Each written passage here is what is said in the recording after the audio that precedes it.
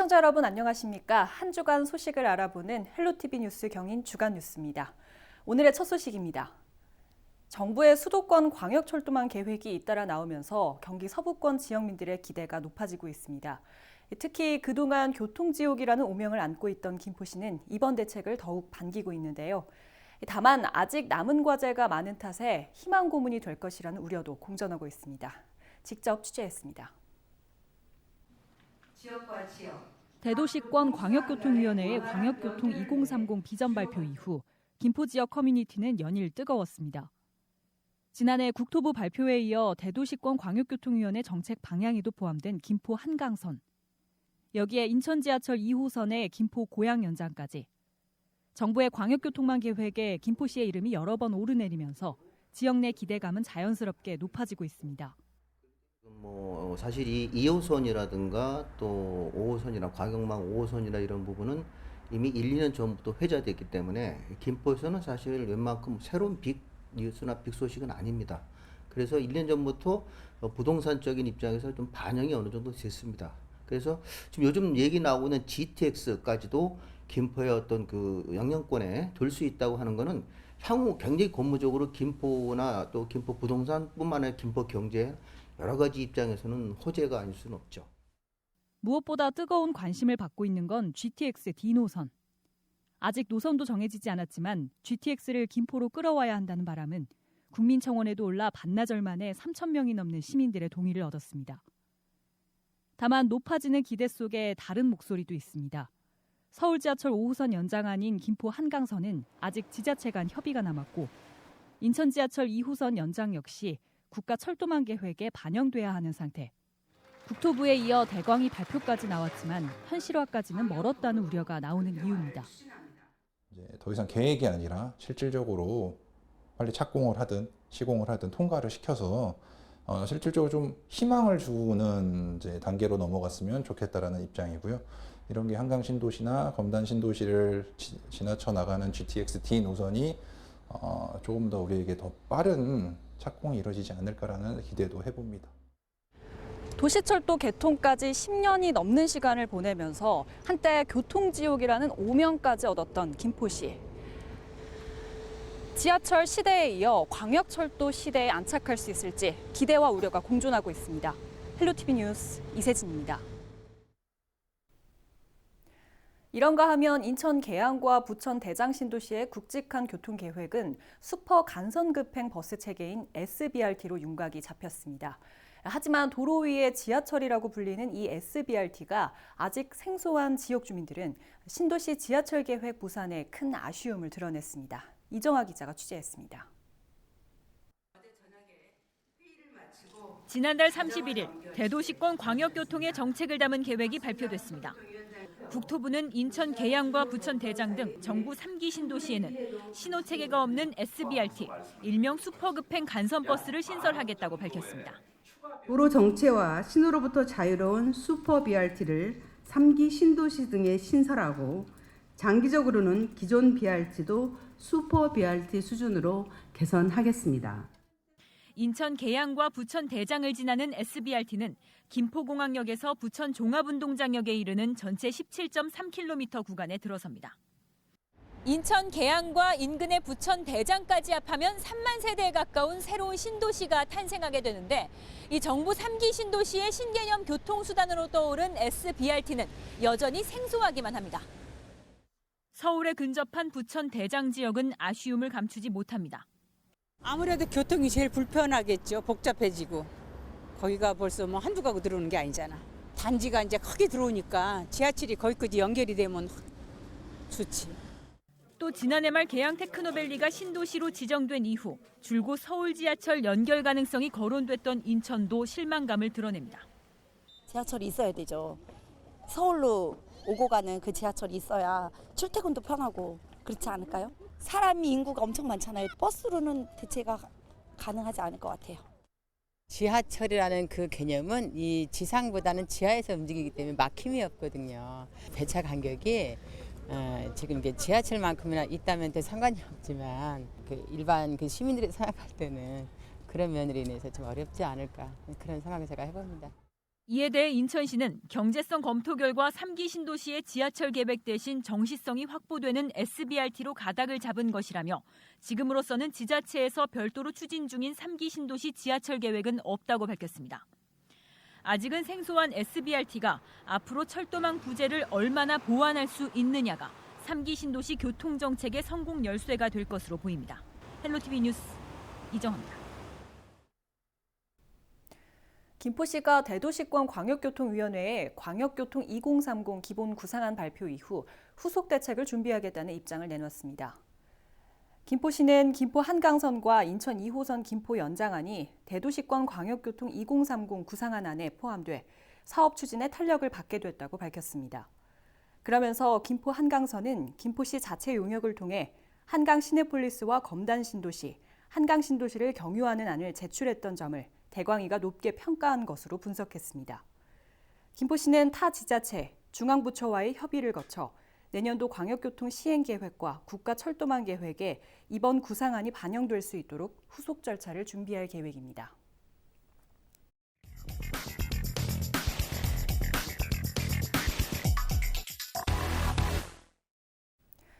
김포 야생조류 생태공원은 도시개발로 사라져가는 철새들의 쉼터를 보존하기 위해 만들어졌습니다. 그런데 이곳 공원 안에 위치한 습지원이 제 역할을 못하고 있다는 지적이 나오고 있습니다. 오히려 김포시가 막대한 예산을 들여 습지원을 훼손하고 있다는 주장까지 나왔습니다. 어찌된 일인지 현장 점검 360도에서 점검해봤습니다. 헤쳐진 갈대숲 사이로 군데군데 자동차 바퀴 자국들이 선명합니다. 한쪽에는 흙무더기가 쌓여 있고 어지럽게 놓여 있는 비료 포대들까지. 얼핏 방치된 공사장처럼 보이지만 이곳은 김포 야생조류 생태공원 안에 위치한 습지원입니다. 습지 한가운데 난 길을 따라 내려와 봤습니다. 곳곳에는 이렇게 나무들을 새로 심은 흔적들이 남아 있는데요. 갈대와 습지 식물들이 자라던 곳 위에 흙을 덮고 이렇게 도심 속 공원에서나 볼 법한 나무들을 심은 겁니다. 김포시는 지난 7월부터 생태도시 숲을 조성하겠다며 습지원 안에 크고 작은 나무 2만 그루를 심었습니다. 나무를 심는 데 들어간 예산만 8억 원. 하지만 나무를 심기 위해 길을 내고 갈대숲을 해치면서 습지는 공사 전과 비교해 눈에 띄게 황량해졌습니다. 환경단체는 김포시가 관련 심의 절차도 없이 이번 사업을 추진하면서 멀쩡한 습지를 훼손했다고 반발하고 있습니다. 삼진강 습지생태나 임진강 습지원 같은 데서도 이런 도시생태 숲이라는 명명하에 이런 사업을 한 일이 없습니다. 습지원 생태에 대한 조사를 통해서 그 원면한 타당성하고 방법적인 문제를 전문가들하고 토론하는 가운데서 진행될 사항들인데 바뀐 습지원이 제 역할을 하지 못한다는 지적도 있습니다. 8m가 넘는 나무들이 곳곳에 서 있어 새들의 비행을 방해한다는 겁니다. 여기가 왜 나무들이 새들한테는 안 좋은 거예요? 그러니까 여기는 이제 수변공원이거든요. 말 그대로 습지를 했는데 이제 새가 앉을 때 나무를 심어놓으면은 그 각도, 수평적으로 나무가 이렇게 그 각도를 유지하면서 날아와서 앉게 되는데 나무가 있게 되면 새가 앉는데 지장을 받게 돼요. 김포시는 이번 사업에 큰 문제가 없다는 입장입니다. 사업을 추진하면서 별도의 심의 과정을 거치진 않았지만 전문가 자문은 받았다고 강조했습니다. 하지만 논란이 커지자 철새의 비행에 방해가 되는 나무는 위치를 바꾸겠다고 약속했습니다. 전국에서 이제 인공적으로 만들어진 습지원을 보면 교목이나 감목이 같이 어울리고 초하루가 같이 어울려서 있는데 철새의 이동에 그렇게 크게 방해를 주는 것 같이 보이지는 않았어요. 그래서 만약에 향후 계속 모니터링 하고 나서 좀 지금의 생태의 흐름과 많이 역행이 됐다면 좀 그것은 이제 수정을 할 수도 있겠지만. 김포 야생조류 생태공원이 새 없는 조류공원이라는 오명을 얻은 지도 어느덧 5년째. 철새를 위한 쉼터를 만들겠다면서 정작 철새가 쉴 수 없는 공간을 만들고 있는 건 아닌지 되돌아봐야 할 겁니다. 헬로티비 뉴스 이세진입니다. 내가 가지고 있는 돈보다 더 많은 돈을 사용할 수 있는 방법. 바로 지역화폐를 사용하는 건데요. 부천시 지역 화폐인 부천페이는 충전 즉시 충전액의 6%를 더 충전해줍니다. 이런 점 때문에 인기를 끌고 있는데 부천시는 내년에 부천페이 충전 한도를 더 늘릴 계획입니다. 김진재 기자입니다. 지난 4월 도입된 부천시 지역화폐 부천페이. 원하는 금액을 카드에 충전하면 해당 금액의 6%가 더 충전됩니다. 충전액보다 더 많은 금액을 사용할 수 있어 시민들에게 인기입니다. 학원 보낼 때는 참 좋았던 것 같아요. 한 10%니까 한 4만 원 정도 효과가 있으니까 좋은 것 같더라고요. 11월 6일 현재 부천페이 발행액은 301억 원. 지난 10월 목표 발행액인 250억 원을 이미 달성했습니다. 카드는 약 6만 6천 장이 발급됐습니다. 부천시는 시민들의 호응에 내년도 발행액을 400억 원까지 확대할 계획입니다. 특히 월 한도는 기존 40만 원에서 50만 원으로 늘릴 방침입니다. 내년에는 부천페이 발행액을 400억 원까지 확대할 계획이고요. 또한 운영의 활성화를 위해서 인센티브 구매 한도액 상향과 가맹점 확대를 추진하고 있습니다. 올해 부천페이 사업 예산은 약 19억 원. 이 중 25%를 시가 부담합니다. 부천시는 내년에도 올해와 비슷한 수준의 예산이 들 것으로 예상하고 있습니다. 다만 올해는 추석 명절 기간 등 5개월 동안 충전액의 10%를 인센티브로 제공했지만 내년에는 설과 추석이 있는 2개월 동안만 추가 인센티브를 제공해 예산 규모를 맞출 방침입니다. 부천시는 이번 달 열리는 부천시의회 정례회에 관련 조례 개정안을 상정하는 등 부천페이 발행 규모 확대를 추진할 계획입니다. 헬로티비 뉴스 김진재입니다. 경기문화재단이 현장 중심의 문화정책 구현을 위해 도심에 있던 본사를 시민 복합문화공간인 경기 상상캠퍼스로 옮겼습니다. 4차 산업에 대비한 새로운 문화예술 구축은 물론 경기도를 대표하는 글로벌 브랜드 개발에도 박차를 가하기로 했습니다. 김호 기자입니다.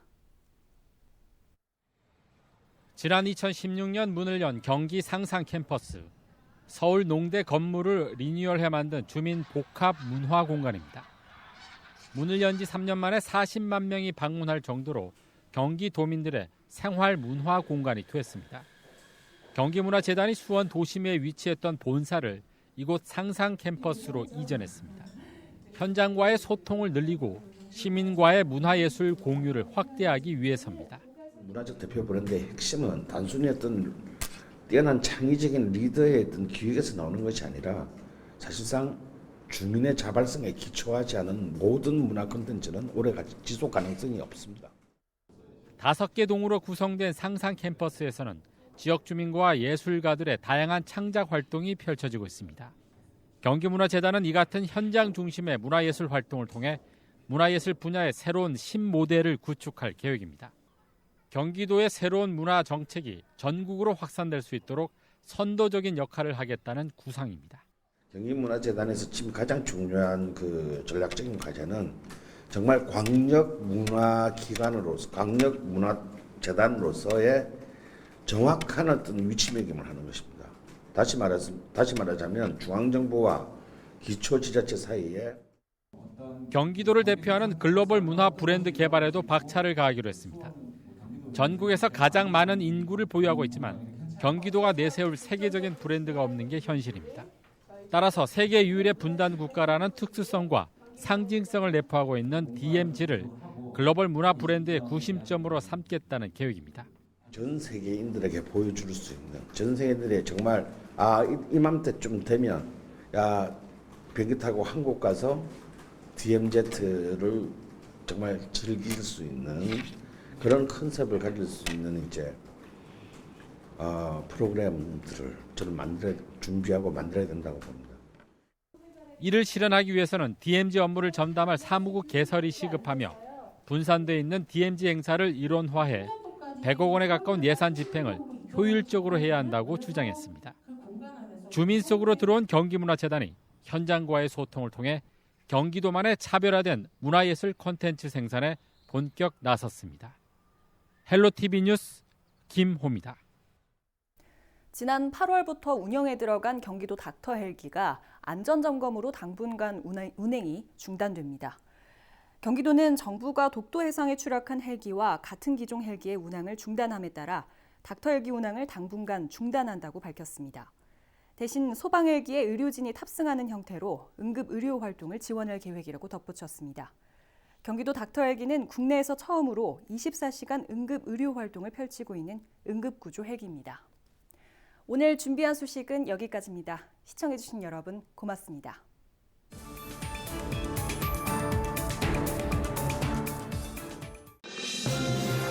우리 지역의 이슈 콕 짚어봅니다. 헬로 이슈 토크. 네, 지역의 이슈를 속 시원히 풀어보는 헬로 이슈 토크 시간입니다. 유정복 전 인천시장이 얼마 전 본격적인 SNS 활동을 알렸습니다. 유정복의 세상 이야기를 들려드리겠다는 메시지를 남겼는데요. 유정복 전 시장은 2018년 지방선거 패배 이후 미국 유학을 떠났다가 8개월 만인 지난 7월 귀국해 향후 행보에 대해 많은 관심을 모았습니다. 헬로 이슈 토크 오늘은 유정복 전 인천시장과 함께 근황에 대해서 이야기 나눠보겠습니다. 오프닝에도 잠깐 소개해드렸는데 한 1년 반여 만에 뵙는 것 같습니다. 네, 벌써 그렇게 되었네요. 네, 그간 간단히 어떻게 보내셨는지 궁금한데요.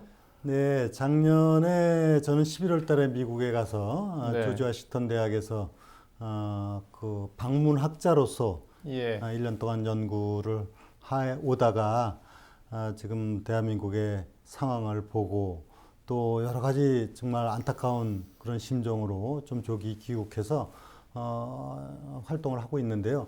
우선은 우리 대한민국의 현실이 어떤가에 대해서 네. 좀 진단하기 위해서 많은 분들도 만나고 또 전국을 제가 한번 돌면서 민심과 또 국민들의 생활에 대해서도 좀 잘 살펴보고 그런 가운데 어떻게든지 간에 대한민국이 좀 더 안정되고 발전적인 미래를 열어가야 되겠다 생각을 하고 그동안에 이제 시국 강연회도 하고 네. 각종 대회나 집회 또 방송 출연 또 그리고 이제 요새는 SNS 예. 활동 등을 통해 갖고 국민과 함께하는 그런 그 생활을 하고 있습니다. 자, 미국 유학 생활을 한 8개월여 동안 하신 네. 걸로 전해지고 있는데 보통 그 전직 시장이나 정치인들이 이렇게 유학 생활에 가면 어떤 공부를 하게 됩니까? 예, 저는 이제 유학생이나 뭐 아니면 거기서 강의를 하는 교수나 이런 차원보다는 그 방문학자, 네. 비지팅 스칼라라고 하는데요. 조지 워싱턴 대학에서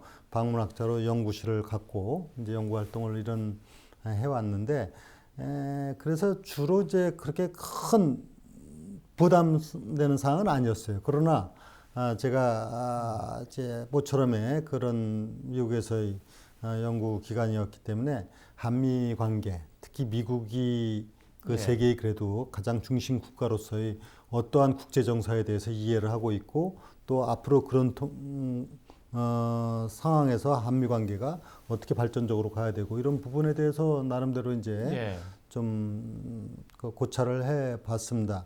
아시다시피 워싱턴은 미국의 수도이지만 동시에 세계의 정치의 중심지이기 네. 때문에 그 미국의 워싱턴에서 여러 가지 그 움직임을 이해하는 것은 국제 정세 판단이라든가 앞으로 한미 관계 상황에서도 굉장히 유용한 정보를 얻을 수가 있었고 또 하나는 이제 그 미국에 살고 계신 우리 네. 교민들 예. 생활 모습 또 그분들이 대한민국에 바라는 바 그리고 앞으로 또 그들에게 어떤 희망이 될 수 있는가 이런 부분에 대해서도 이제 볼 수 있는 기회가 있어서 저는 굉장히 의미 있었던 그런 네. 시간이었다고 생각합니다. 아마 지금 귀국하신 지 한 석 달여가 좀 지났죠. 네네. 예, 아마 그 시점에서 지금까지 계속 받고 있는 질문 중에 하나일 거라고 봅니다. 네. 전직 시장 입장에서 현직 시장에 대한 어떤 시선 이런 질문을 언론에서 많이 받으셨죠? 어떻게 지금 답변을 하고 계십니까? 네, 많은 분들이 뭐 시민들이 현 시정이나 우리 인천시의 상황에 대해서 얘기하는 것을 듣긴 합니다만 제가 현직 시장의 시정에 대해서는 사실 얘기하는 바는 거의 없습니다. 왜냐하면은 전임 시장, 특히 바로 앞전 시장을 지낸 네. 사람이 현 시장에 대해서 평가를 하는 것은 자칫 그 오해를 살 수가 있고 또 시정 발전을 위해서도 그렇게 썩 바람직한 일은 아니라고 생각합니다. 그래서 가급적이면 현 시장에 대한 평가는 자제하고 있고요. 다만 마음을 갖고 있는 것은 뭐 어느 시장이든 결국은 시민을 위해서 네. 지역을 위해서 일하는 사람 아니겠습니까? 그래서 지금 현 시 정부에서도 우리 모든 공직자한테 정말 시민만 보고 네. 인천의 미래만 보고 일을 잘 해서 시민으로부터 사랑받는 시장이 되기를 바라는 뿐입니다. 인천이 이제 3기 신도시에 이제 계양 테크노밸리 계획이 있는데요. 최근에 지난주에 국토부 대강의에서 광역교통망 계획까지 이제 발표한 시점에서 이제 말씀을 드리는 겁니다. 교통망 계획까지는 나왔어요. 그런데 신도시 지구 지정도 최근에 진행되고 있고 그런데 그럼에도 불구하고 걱정하는 지역민들의 시선이 많거든요. 이제 자족 도시로서 어떤 가능성 또 이런 경쟁력 부분이거든요. 유 전 시장께서는 좀 우려하시는 시선이 혹시 없으신가요? 네, 이 신도시 정책의 기본 목표가 무엇이냐에 대해서 우리는 잘 판단해야 될 텐데요. 과거 우리나라 신도시가 사실은 서울의 인구 과밀화를 막고 또 부족한 주택난을 해소하고 또 뭐 집값을 안정화시키고 이런 그 목적하에서 추진된 부분이 많았습니다. 즉 다시 말씀드리면 국가적 필요성에 중점을 두어 온 부분이 없지 않아 있습니다. 그런데 사실은 이거는 국가 목적과 함께 지역적 이해관계라든가 균형 발전 차원이라든가 또 지역의 정체성이 유지될 수 있는 이런 신도시 정책이 돼야 되거든요. 이것을 네. 한마디로 얘기하면 이제 지역의 자족적인 기능이 존재하는 도시 이것이 돼야 되는 것이거든요. 근데 너무 지금 이번에도 뭐 예를 들어서 서울의 집값을 잡기 위해서 신도시를 해가지고 주택 공급을 늘려갖고 안정화시키겠다 하는 단편적인 신도시 정책이 되면은 나중에 후유증이 많이 발생이 됩니다. 그런 측면에서 신도시 정책을 할 때 반드시 지방의 현실적인 상황하고 이해관계를 함께 가주는 치밀한 설계가 필요하다. 지금 사실상 온 오프라인 활동을 그 본격적인 그 활동, 정치 신호로 해석하는 시선들이 많이 있고요. 또 출마 지역구는 또 어떻게 될 것인가? 뭐 이런 시선들도 공존하고 있습니다. 일단 본격적인 정치 활동 신호다. 어떻게 답변하시겠습니까? 글쎄요, 정치 활동 신호다 하는 데서 제가 뭐 그거 아니다고 부정할 수는 없을 겁니다. 왜냐하면 네. 아직 저는 모든 시민들이 생각하기에 정치인 신분으로 보고 있지 제가 현직에 있지 않다고 해서 정치 소위 말하는 정계를 은퇴했다고 네. 뭐 보는 사람은 없습니다. 또 제가 정계 은퇴를 선언한 바도 없습니다. 그러나 이제 제가 그동안 쭉 오랫동안 공직 생활을 하고 특히 선출직 공직자를 20년 이상을 해온 사람이기 때문에 제가 갖고 있는 뭐 선출직 공직자로서의 저 나름대로 국가관이 있고 갖고 있는 철학이 있다면은 제가 과연 쓰임새가 뭐냐, 제가 무엇을 통해서 지역과 나라에 기여해야 되냐 이 부분에 대한 것이 먼저 결정이 돼야 된다고 봅니다. 그래서 제가 미국에서 돌아온 다음에 지금 나라의 상황을 보면서 어떻게든지 지금 대한민국이 제가 보는 진단은 상당히 위기고 어려움이 많고 국민들이 힘들어하고 있다고 진단을 하고 있기 때문에 네. 이것을 어떻게 극복할 것인가 하는 문제에 대해서 전 많이 고심을 하고 있습니다. 그리고 그렇게 하는 것 방법 중에 하나가 총선 출마를 네. 하고 하면 제가 그걸 뭐 부인하지는 않습니다. 다만 어떻게 하는 것이 가장 제가 해야 될 일인가는 좀 더 판단해서 제가 필요한 역할을 하겠다는 것이고 많은 시민들께서 이렇게 관심을 가져주는 것에 대해서도 잘 알고 있고 감사하게 생각합니다만 보다 더 책임 있는 그런 정치인이 모습이 되기 위해서는 네. 자기가 분명한 앞으로의 정치관을 갖고 움직이는 것이 좋다 생각합니다. 제주의 간절함이 더 컸던 걸까요? 인천이 제주와의 단두대 매치에서 0대2로 패했습니다. 인천은 12순위를 유지했지만 승점 차가 9위 경남과는 1점, 제주와는 3점으로 좁혀지면서 잔류 경쟁은 더욱 치열해지고 있습니다. 자력 진출의 기회도 다음으로 미뤄졌는데요. 앞으로 남은 상대는 상주와 경남입니다. 모두 만만한 상대가 아닙니다. 자, 우리 김현희 기자님은 뭐 현장에 직접 간 것으로 얘기를 들었는데요. 네.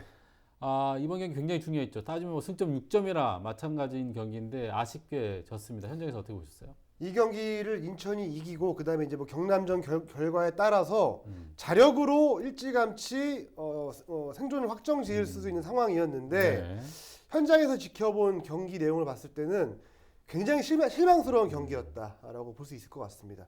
경기 끝나고 이제 유상철 감독을 만났는데 유상철 감독이 저는 그런 이야기하는 걸 처음 봤어요. 내가 인천 감독을 부임하고 나서 최악의 경기였다. 경기 초반부터 선수들이 뭐 하나 빠진 것처럼 플레이를 했다라고 이야기를 했는데 이 경기로만 놓고 보면 확실히 마지막까지 그 이제 생존 경쟁을 할 수밖에 없는 그런 좀 경기력이었습니다.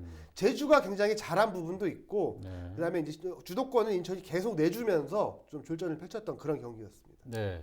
일단 조영영 선수의 저는 구심점 역할이 좋았다고 봐요. 그러니까 무적 신분의 선수를 플레잉 코치로 안고 있었던 제주거든요. 뭐 언제 내보내나 했는데 이렇게 중요한 경기에서 걸출한 활약을 해줬습니다. 분명히 베테랑의 활약이 있는 그런 모습을 보여줬고 특히 인천의 수비 뒷공간을 노린 최용해 감독의 아주 승리가 아닌가 예측이 돼요. 그러니까 이창민 선수를 위시한 이 양쪽 윙어 공격수들이 인천의 윙백들을 그냥 아주 헤집어놨어요. 정신을 못 차릴 정도였고 전반 후반 내내 스피드에서 어떻게 경합을 하지 못하는 느낌, 완전히 밀리는 느낌이었거든요. 특히나 이창민 선수는 인천에게 유독 자신감을 보였었고 실제로 결과물을 만들었던 선수인데 이날 여실히 본인이 두 번째 골까지 아주 넣으면서 역시 인천의 가장 강한 사나이가 나다라는 걸 본인 스스로 증명을 했어요.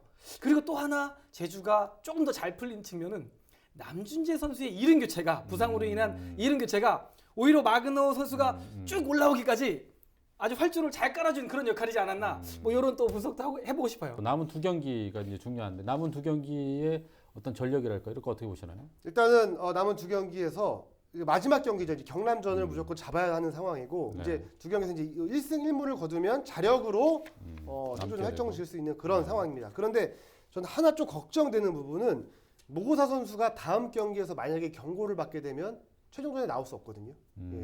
그 부분 만약에 그런 일이 벌어진다면 정말 인천한테는 끔찍한 결과겠죠. 그래서 그 부분을 잘 좀 염두를 하고 경기를 해야 될 것 같아요. 그리고 이번 제주전에 대해서 좀 쓴소리를 좀 하자면 너무 여유 있게 경기를 했습니다. 왜냐면 인천이 늘 추격하는 팀이고 따라가는 팀이었는데 이번에는 뭔가 좀 지키면 되고 우리가 좀 더 여유가 있었다라는 그런 것들을 좀 마음가짐을 가지고 경기를 했던 것 같은데 남은 두 경기에서는 이제 뭐 무고사 선수의 이 경고 트러블도 조심을 해야 하고 그다음에 이제 그 외의 선수들이 좀 더 간절하게 뛰는 그런 모습을 좀 보여줘야 될 것 같아요. 유상철 감독도 그런 부분에 있어서 마음에 들지 않았다라고 이야기를 했기 때문에 아마 그 부분들을 좀 잘 독려하지 않을까 싶습니다. 그래요. 자, 인천이 이제 남은 경기가 이번 주에 상주가 남아 있고요. 다음이 경남 이제 경기인데 인천의 어떤 잔류 시나리오를 좀 한번 써보죠. 지금 제가 이 방송을 김현애 기자님하고 하면서 오늘 가장 많은 얘기를 나눴어요. 도대체 어떻게 된 건지 공부 아닌 공부를 했거든요. 일단 1승 1무면 자동 강등은 안 됩니다. 그러면 1승 1무 해놓고 그러니까 1승 정도 해놓고 그 이상 근데 남은 경기는 2개거든요. 그럼 2승이면 완전한 뭐 너무 좋은 시나리오인데 그렇죠. 이제 최소한 1승 1무라는 거죠. 지는 경기는 있어서는 안 되고요. 근데 저는 아까 1무와 1승을 과연 어떤 경기에서 할까? 차라리 1승을 저도 기자님하고 똑같이 경남전에 이기고 상주전에는 지지 않고 반드시 비기는 뭐 이겨주면 더없이 좋고요. 그렇죠. 저는 그렇게 해서 상주전에는 최소한 비기고 최대는 이기면 좋고 경남전엔 반드시 1승 이렇게 1승 1무를 해놔야 그 다음에 저희가 이제 10인지 11인지는 이제 다른 경기를 또 봐줘야 되기 때문에 자력 생존은 12위잖아요. 10위까지죠. 그러나 12위는 자동 강등입니다. 그렇죠. 그걸 반드시 벗어나기 위해서는 1승 1무 그리고 상주가 최소한 무, 경남 최소한 최대승, 반드시 승 이렇게 좀 시나리오를 계속 좀 그렸습니다. 인천의 승점 30점, 경남이 29점, 제주가 27점이기 때문에 제주가 남은 경기를 다 이기면 33점이 되는 거고요. 경남과 이제 인천이 뭐 다 져버리면 뭐 결국엔 10위로 제주가 올라가는 거니까 여전히 세 팀이 지금 다 올라갈 수 있는 그런 아주 절체절명의 그런 순간이 아닐까라는 생각이 듭니다. 지금 이제 남아있는 경기가 아까 말씀드린 대로 상주, 뭐 경남전인데 상주가 이제 먼저 저희가 경기를 해야 되는 거잖아요. 상주의 경기를 어떻게 보시나요? 상주가 어쨌든 간에 저희 인천 선수를 좀 보유를 많이 하고 있습니다. 네. 굉장히 좀 잘해주고 있는 선수가 또 박용지, 네. 또 약간 주춤하긴 하지만 송시우가 또 거기서도 시우 타임을 작용하고 있거든요. 네. 아, 인천으로서는 상주가 쉽지는 않을 것 같으나 상주만큼 동기부여가 흐지부지한 팀도 또 없어요. 그런데 그 와중에 김태환 감독이 또 이렇게 선수들에게 무언가를 자극해서 이 순위를 유지하고 있는 것도 정말 대단합니다. 특히 그러니까 올 시즌 전만 해도 상주가 좀 무너지는 경향이 굉장히 강했어요. 그러니까 제가 올 시즌에도 후반기에 상주를 좀 잡아서 승수를 쌓아야 됩니다 했는데 상주가 완전히 변했거든요. 이번 경기도 그래서 만약에 제가 희망 시나리오를 쓰면 경남도 잡고 상주도 잡아야 됩니다. 상주는 잡을 수 있습니다. 이렇게 얘기할 건데 오히려 경남보다 흔들리지 않고 견고한 팀은 상주 같아요. 뭐 우스갯소리로 박용지하고 송시우 불러다가 뭐 치킨 파티 좀 해주고 면회도 좀 가야 될 정도로 상주가 지금 강한 면모를 보이고 있거든요. 네. 경남은 반드시 이긴다고 치면 상주에서 최대한 성과, 무승부 이상의 성과를 끌어내려면 유상철 감독은 오히려 지금 A매치 2주 휴식기 동안 상주의 포커스가 더 많이 맞춰져 있는 게 맞을 것 같아요. 그렇게 해야 상주에게 최소한 비길 수 있고 뭐 이겨주는 거는 뭐 감사하겠지만 최소한 비길 수 있는 건 포커스를 모든 여력을 상주에 좀 집중해야 되지 않을까 이렇게 좀 생각이 됩니다. 날씨가 제법 쌀쌀해지고 있는데요. 날씨가 추워지면 고통받는 분들이 바로 취약계층입니다. 월동 준비를 하려 해도 여건이 안 돼 할 수 없는 분들이 많은데요. 이런 분들을 위해 인천사회복지 공동모금회는 11월부터 오는 1월까지 연말 집중 모금 캠페인을 벌입니다. 자세한 내용 인천사회복지 공동모금회 정명환 회장과 이야기 나눠보도록 하겠습니다. 예, 회장님, 그 사회복지 공동모금회는 이제 겨울이면 등장하는 사랑의 열매, 사랑의 온도탑으로도 많이 침숙합니다. 모금과 기부 등 대표적인 모금 단체라고 할 수 있는데 어떤 분들은 이제 정부기관으로 보시는 분들도 계셔요. 먼저 어떤 단체인지 쉽게 설명해 주시죠. 예. 먼저 그동안에 정부 주도로서 네. 연말 불우이웃돕기 이런 것을 시행해 오다가 21년 전에 네. 민간 주도로 사회복지 공동모금회 법에 의해서 탄생이 됐습니다. 네. 그래서 이제 나눔 문화를 확산을 통해서 더불어 함께 사는 행복한 대한민국을 만들자. 그래서 나눔 기관의 대표 기관입니다. 네. 전국에 17개 19개. 시도에 지혜를 두고 네. 중앙과 함께 모금을 하고 있습니다. 근데 아마 일반 시민들이 봤을 때는 가장 그 연말쯤 되면 사랑의 네. 열매, 그렇죠. 이렇게 더 공동 모금회라는 이름보다는 거기에 더 친숙하실 겁니다. 네. 이게 저희 사랑의 열매 공동 모금 캠페인이 연말만 하는 건 아니고 네. 사실은 연중 내내 하고 있습니다. 네네. 네. 겨울에 유독 많은 행사가 이루어지다 보니까 겨울에만 네네. 모금 활동을 하는 것 아니냐라는 이런 생각들도 많이 하시는 분들도 계셔요. 하지만 모금 활동은 앞서 말씀 주셨지만 상시적으로 진행이 되고 있는 상황인 거죠? 네네. 항시적으로 연중 다양한 기부 프로그램을 저희들이 갖고 있습니다. 네. 특히 뭐 이렇게 정기 기부를 하는 경우도 있고요. 네. 방송이나 이벤트를 통해서 뭐 일시적인 기부도 하고 또 ARS 한 번 네. ARS 하는데 3,000원입니다. 네네. 그렇게 기부하는 방법도 있는데 제 이제 모금 프로그램에는 착한 가정 월 2만 원, 그 아이들에게 교육상 부모와 자녀들이 함께 하는 게 있고요. 또 착한 가게 하루 매출에 1,000원이라고 하지만 한 달이면 3만 원입니다. 네네. 그것도 적은 액수가 아니죠. 그래서 저희 지역에도 착한 그 시장이 형성돼서 네네. 30개 이상 점포가 함께 참여하는 그런 착한 가게가 있고 또 착한 일터가 있습니다. 네. 그 착한 일터는 공장이나 회사나 이런 데 또 우리 공무원들도 행정공무원, 이 교육공무원 다 지금 참여하고 있습니다. 네. 자기 월급의 짜투리. 짜투리. 예. 예. 뭐 플러스 1,000원. 뭐 이렇게 해서 전 직원이 모아서 주는 그런데도 착한 일터라고 합니다. 네네. 취약계층도 굉장히 다양하잖아요. 네네. 인천의 경우 유독 눈에 띄는 취약계층을 꼽아주신다면 어떨까요? 뭐 저희 지원에 대한 프로테지보름 사실 장애인이 제일 많이 예산 지원이 되고 있습니다. 그렇군요. 예.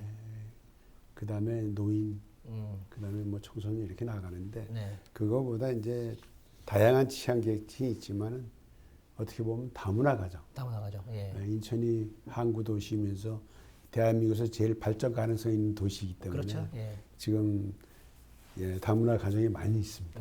그리고 북한 이탈 주민도 다른 지역보다 인천에 많습니다. 많죠. 예. 예.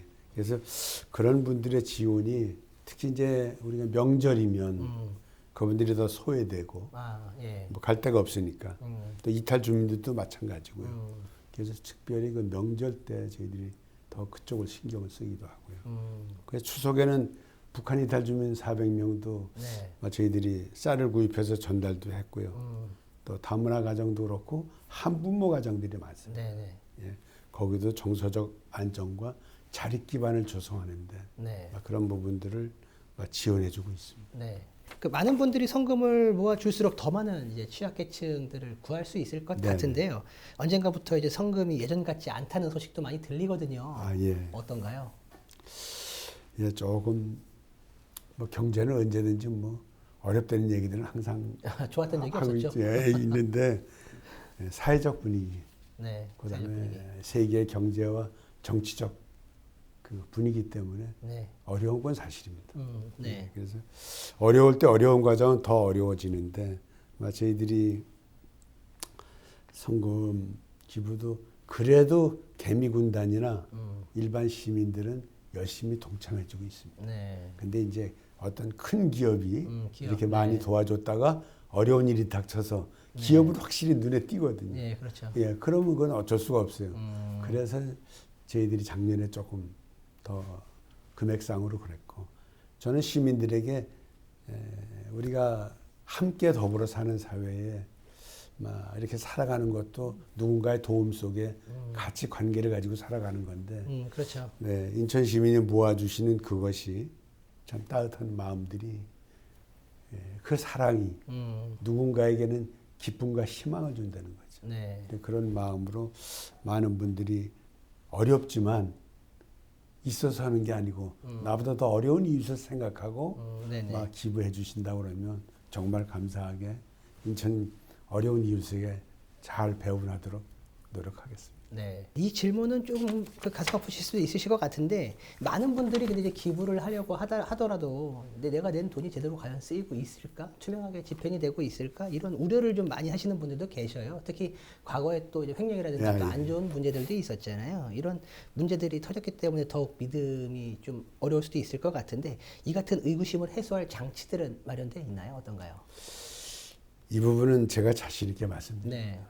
아마 제4회복지공동모금회는 국가가 인정하는 법정 모금단체입니다. 그래서 이게 관 주도인지 알 수 있는 부분들이 있습니다. 근데 그건 아닙니다. 그리고 저희는 그 모금하는 것도 지금은 다 현금으로 들어와서 통장으로 들어오지 갖다 주는 거는 동전밖에 없습니다. 그것도 저희들이 개수하고 길거리 모금이나 아마 그렇기 때문에 모금되는 거에 대한 건 투명하고요. 그 다음에 이제 배분이 정확해요. 근데 아까도 그랬는데 잠깐 말씀드렸죠. 배분분과위원회가 구성이 돼서 15분의 교수님들과 그 실무자들이 해서 선정하고 또 각 시설에서 그걸 지켜보고 있습니다. 자기한테 불이익이 오든가 배분을 못 받으면 반대급부로. 그렇기 때문에 굉장히 투명하고 공정하고 정확히 하고 있고, 저희한테 온 거는 그렇게 배분하고 그 다음에 피드백도 하고 평가도 하고 또 감사도 받습니다. 내부 감사가 있고 보건복지부 감사가 있고 그 다음에 감사원 감사까지 받고 저희는 국정감사까지 받습니다. 아마 이런 기관이 없을 겁니다. 그래서 전국에서 신뢰도가 최고입니다. 딴 데 시설 뭐 이렇게 모금하는 데가 있긴 있지만 그런 데는 또 어떤 일반 비용들을 예를 들어서 많이 쓴다. 저희는 중앙에서 이렇게 해서 우리 지역에 모금되는 건 우리 지역에 다 씁니다. 우리 직원들의 급료 중앙에서 줍니다. 그래서 그 지역에서 그 지역 모금은 그 지역에 써라. 아마 그거의 적정성은 저희들이 일반 비용도 굉장히 적게 쓰고 있습니다.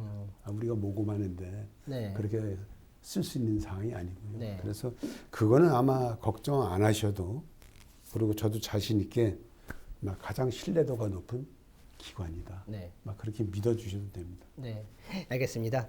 시간 관계상 오늘 이야기는 여기까지만 나누도록 하겠습니다. 네. 예, 회장님 오늘 말씀 감사합니다. 아, 예. 네, 오늘 이야기는 여기까지 나누도록 하겠습니다. 시청해주신 여러분 고맙습니다.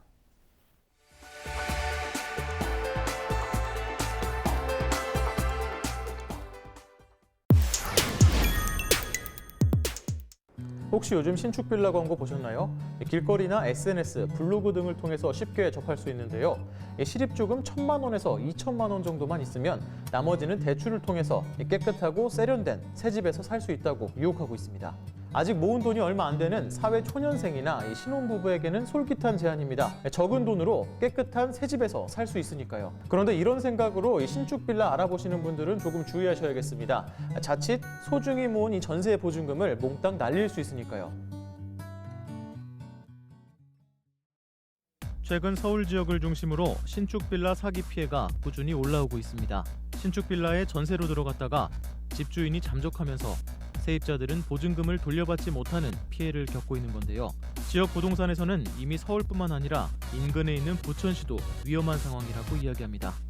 2억 2천에 전세가 들어가 있는데 이분은 주인하고 연락이 안 돼요. 연락이 안 되면 방법이 없는 거예요. 결국은 부동산 가서 떠들 수밖에 없는데 공인중개사 사무소 가서 떠들 수밖에 없는데 거기도 마찬가지예요. 우리도 연락 전화번호가 바뀌면 도저히 연락할 수 방법이 없잖아요. 주소도 이전 대번이면 주민등록부터 찾을 수가 없어요. 이사도 못 가고 주민등록부도 못 옮기고 그러다 보니까 굉장히 피해가 큰 거예요. 실제로 작년부터 올해까지 부천 지역에 공급된 신축 빌라를 확인해봤는데요.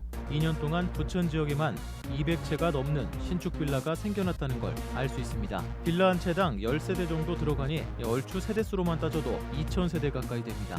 물론 신축 빌라라고 무조건 사기라거나 보증금을 날리는 피해를 경험하는 건 아닙니다. 먼저 신축 빌라 사기가 어떤 식으로 이루어지는지 한번 살펴보겠습니다. 예를 들어서 건축주가 1억 3천만 원짜리 빌라를 지어서 팔려고 하는데요. 여기에 분양업자가 들어옵니다. 분양업자는 집주인이 될 일명 바지사장을 데려와 건축주와 1억 5천만 원으로 매매계약서를 작성하고 세입자를 찾아 나섭니다. 요즘 신혼부부나 중소기업 재직자의 경우 대출이 전세보증금의 80에서 90%까지 나오는데요. 빌라의 경우 매매가와 전세가가 크게 다르지 않기 때문에 계산을 해보면 세입자는 한 1,500만 원 정도만 있으면 이 신축 빌라에서 전세로 살 수 있습니다. 그런데 이때 이 세입자가 낸 전세보증금은 매매가인 1억 5천만 원과 거의 비슷하기 때문에 실제 빌라 가격인 1억 3천만 원과는 차이가 생기게 되는데요. 분양업자는 세입자에게 받은 전세보증금으로 건축주에게 빌라 가격 1억 3천만 원을 정산한 뒤에 남는 차액을 바지사장과 나누어 가게 됩니다. 결국 이렇게 세입자가 돌려받을 보증금은 사라지게 된 거죠. 문제는 이렇게 한번 사기에 말려버리면 집주인이 잠적한 뒤에 보증금을 돌려받을 방법이 없다는 겁니다. 최후에는 집이 경매로 넘어가서 경매로 생긴 돈을 돌려받게 될 텐데요. 통상적으로 경매에서는 시세의 70% 수준으로 거래가 이루어지기 때문에 전세 보증금을 온전히 돌려받기는 어렵습니다. 심지어 이 빌라 사기에 동원된 신축 빌라는 이미 적정 가격보다 높은 가격으로 매매 및 전세가 이루어졌기 때문에 입주 후 빌라의 매매가가 전세가보다도 낮아지는 깡통 전세 현상이 발생합니다. 예를 들어서 이 전세가가 1억 5천만 원이었다면 깡통 전세로 인해 매매가는 1억 5천만 원보다 낮아질 것이고 경매로 인한 손실까지 더하면 내가 낸 전세 보증금은 1억 5천만 원인데 돌려받게 되는 돈은 1억 원도 안 될 수 있습니다. 그런데 이렇게 경매가 진행되는 데에도 1년 가까이 소요됩니다. 그럼 어떻게 해야 할까요? 제가 부동산에도 가보고 시청에도 가보고 여기저기 물어봤는데요. 사실 이렇다 할 대책은 없다고 합니다. 이 빌라 사기 자체가 법망을 교묘히 피해 위법한 내용이 없기 때문인데요. 결국 계약하는 세입자가 좀 더 주의를 기울이는 방법뿐입니다. 일단 전세 계약을 하기 전 전세보증금 반환 보증보험에 가입하는 방법이 있습니다. 전세보증금 반환 보증보험은 집주인이 보증금을 돌려주지 않을 경우 보증기관이 세입자에게 먼저 보증금을 주고 이후 보증기관이 집주인에게 보증금을 돌려받는 방식입니다. 주택도시보증공사의 경우 보증 한도 내에서 보증금 액수를 선택하면 이에 따라 보증료가 결정되는데요. 연간 보증료는 아파트 기준 전세 보증금의 0.128%, 기타 주택은 0.154%입니다. 또 다른 주의 방법으로는 계약하려는 집 주변의 시세를 확인해보는 방법입니다. 전세 보증금이 주변 비슷한 빌라 매매가와 비교해 거의 같거나 높은 수준이면 이미 전세가에 분양업자 수수료 등 많은 거품이 끼어 있거나 계약 이후 깡통 전세가 될 확률이 높기 때문입니다. 사회초년생, 신혼부부에게 전 재산이나 다름없는 전세 보증금 꼼꼼히 따지고 주의해서 전세 보증금을 지켜야겠습니다.